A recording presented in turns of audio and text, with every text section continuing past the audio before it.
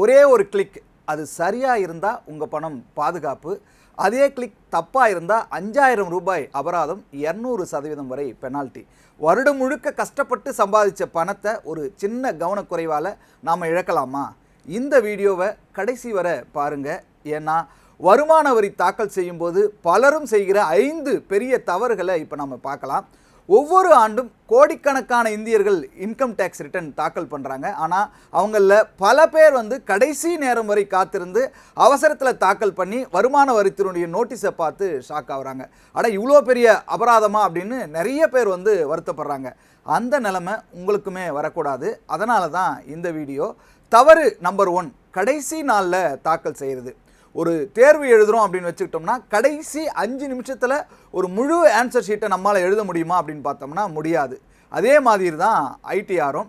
கடைசி நாளில் இணையதளம் கொஞ்சம் மெதுவாக இருக்கலாம், ஓடிபி வராமல் இருக்கலாம், ஃபார்மில் ஏதாவது தவறு நடக்கலாம்.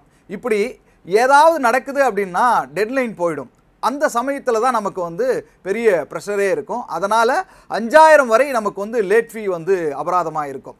உங்கள் ஆண்டு வருமானம் 5 லட்சத்துக்குள்ளே தான் இருக்குது அப்படின்னா 1000 ரூபாய் அபராதம் கட்ட வேண்டியதாக இருக்கும். ஏன் நம்ம தேவையில்லாமல் அபராதம் கட்டணும்? இரண்டாவது தவறு, சில வருமானங்களை மறைப்பது.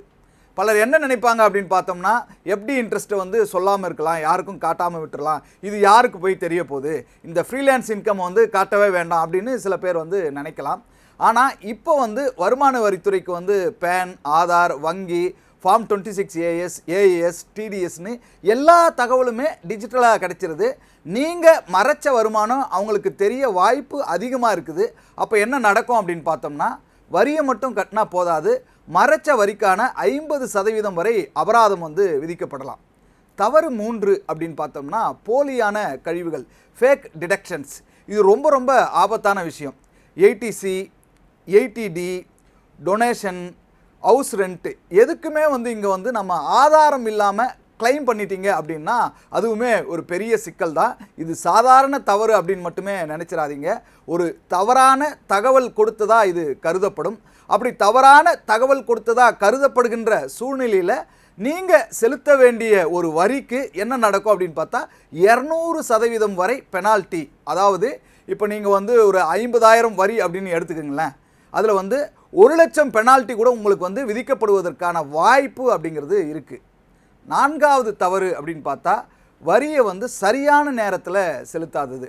ஐடிஆர் தாக்கல் பண்ணிட்டேன், வேலை முடிஞ்சிருச்சு, இப்படி மட்டுமே நீங்கள் நினைக்கவே வேணாம். ஒரு வரி பாக்கி இருக்குது அப்படின்னு இருந்தால் அதை நம்ம என்ன பண்ணணும், உரிய நேரத்தில் செலுத்தணும். அதில் எந்த தயக்கமும் தாமதமும் இருக்கவே கூடாது.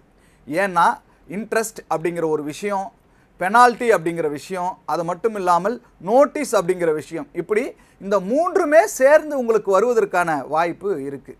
5வது தவறு என்னன்னு பார்த்தோம்னா, TDS, ஆடிட், கணக்கு ஆவணங்களை அலட்சியம் செய்யுது. குறிப்பாக இது பிஸ்னஸ் மற்றும் ப்ரொஃபஷனல்ஸ்க்கு. ஏன்னா இங்கே கணக்கு புத்தகங்கள் இல்லை, ஆடிட் செய்யலை, TDS ரிட்டன் லேட் ஆகிடுச்சு, இப்படி இருக்குது அப்படின்னா ஒரு நாளைக்கு 200 ரூபாய் வீதம் லேட் ஃபீ விதிக்கப்படும்.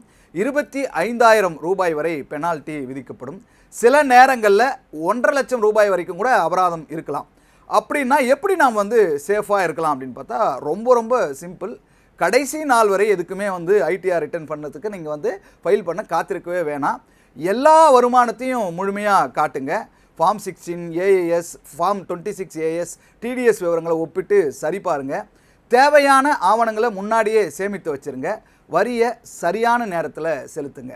இந்த 5 விஷயங்களை கவனித்தாலே வருமான வரித்துறையினுடைய தேவையில்லாத நோட்டீஸ்களையும் பெரிய அபராதங்களையும் எளிதாக தவிர்க்கலாம். பெனால்ட்டி இல்லாமல் நாம் பார்த்துக்கலாம். 1 வருஷம் சம்பாதித்த பணத்தை ஒரு சிறிய அலட்சியத்தால் யாருமே இழக்க வேணாம். உரிய நேரத்தில் இன்கம் டேக்ஸ் ரிட்டர்ன் தாக்கல் செஞ்சால் அபராதம் பெனால்ட்டிலேருந்து நம்ம ஈஸியாக தப்பிக்கலாம்.